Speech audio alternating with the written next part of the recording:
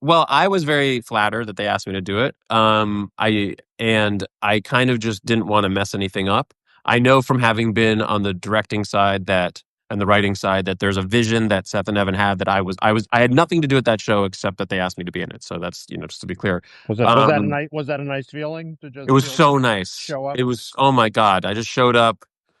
I mean, it's just so much easier than you just show up and you just have to memorize the stuff. You have to memorize the stuff. So that's the only stressful part. And then they're like, say it, stand over here, say it there, whatever. Um, I mean, I had like, the way that show, because it's oneers, is shot in such a different way than most things that like they would do like 23 takes of the same shot and then the scene was done. And so you would kind of get to do, I would, and Seth and Evan and their staff are open to improv and stuff, but you kind of need to do it at the beginning of the process. By the time you're, in the 15th take, you've kind of figured out what the scene is. So you're not really, so there wasn't a lot of improv.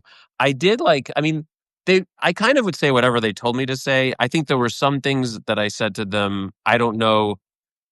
I would say to them, I'm happy to say that. I feel like a better way to say it would be like this, or I think it would be more accurate if I said it this way.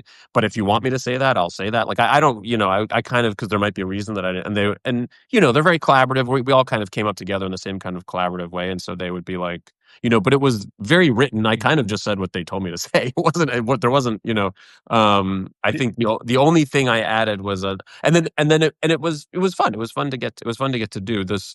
The funny thing was when I was doing the pitch, my bad Kool-Aid pitch, feminist Kool-Aid pitch, was as I was pitching it, Seth's character is not supposed to like it, and and he's the big boss, and Ike's character is supposed to like it.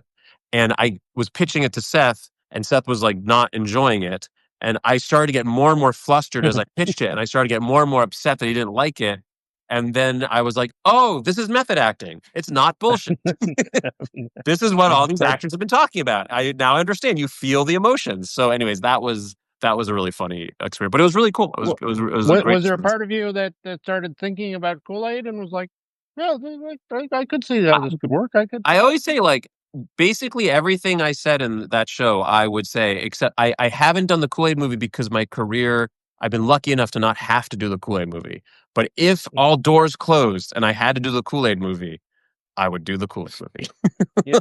And I would convince myself I was doing a feminist Kool-Aid movie or whatever. I would convince myself, like all these people who do IP, that I was not just doing IP. I was telling my personal story, because that's what you have to do. But I would do it. But fortunately, as of this point, haven't had to do the Kool-Aid movie. So You would literally drink the Kool-Aid. I would drink the Kool-Aid.